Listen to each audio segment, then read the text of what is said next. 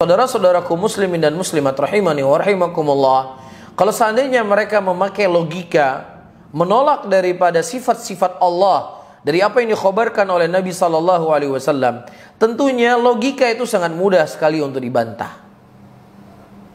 Iya, yang pertama, ya, Allah Subhanahu wa taala itu tidak bisa disamakan dengan makhluknya. Allah Rabbul Alamin laisa kamitsli syai'un.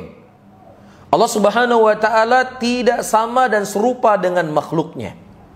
Ketika Allah Subhanahu wa taala dimintai berdoa kepadanya, ya, 1 miliar manusia di muka bumi ini berdoa kepada Allah dalam waktu yang sama dengan bahasa yang berbeda.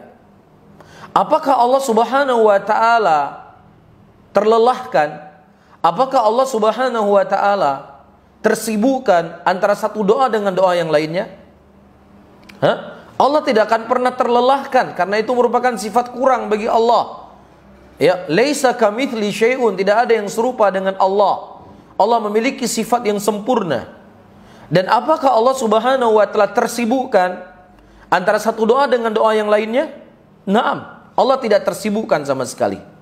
Allah mampu untuk mengetahui apapun yang mereka minta kepada Allah, walaupun dalam waktu yang bersamaan. Allah tidak tersibukkan, semuanya diketahui oleh Allah. Dan kalau seandainya Allah ingin mengabulkan seluruh apa yang mereka minta, maka tidak akan berkurang sedikit pun apa yang ada di sisi Allah. Tetapi ketika kita berbicara dengan sifat manusia, ketika ada 200 orang yang berbicara kepada saya misalnya, atau kepada antum yang hadir di sini dalam waktu yang bersamaan, antum bisa nggak paham? Antum bisa paham atau tidak? Antum tidak akan bisa paham, antum pusing, antum bingung.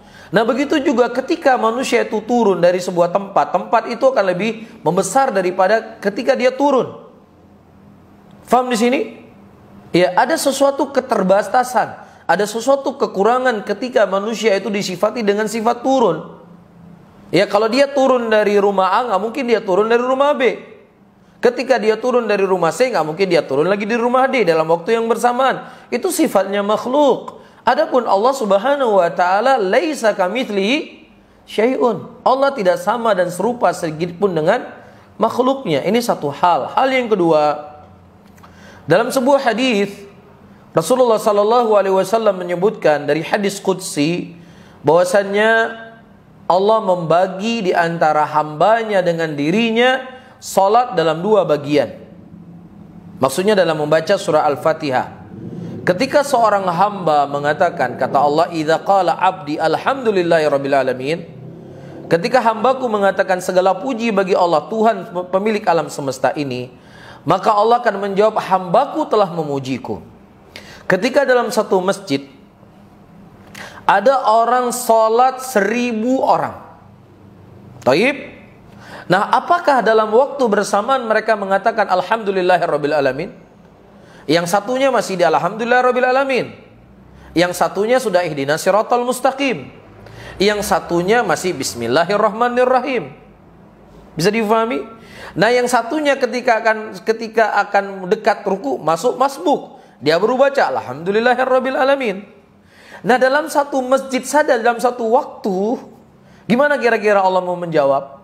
Ya, kalau kita kembali kepada sifat manusia memang bingung.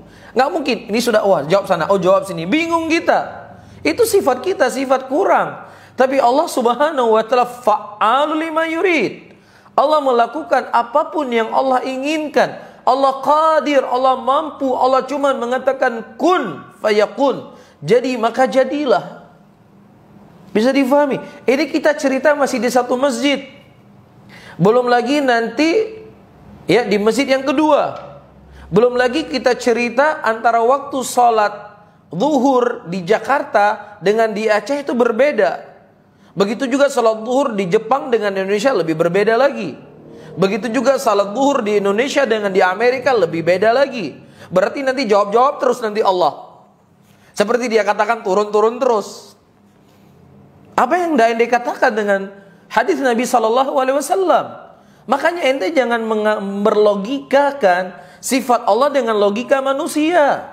Bingung nanti kita.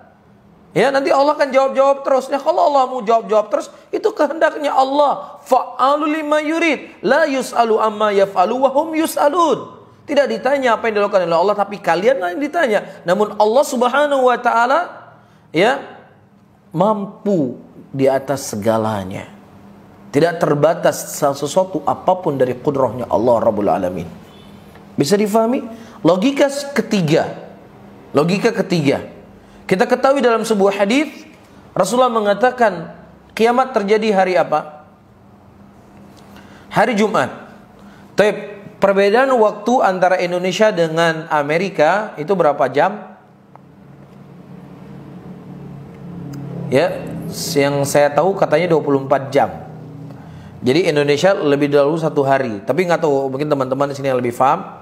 Jadi kalau kita di sini hari Jumat, di Amerika masih hari Kamis. Ya, berarti nanti kiamatnya digilir nanti ya. Ya, di Indonesia dulu kiamat, nah Amerika belum kiamat.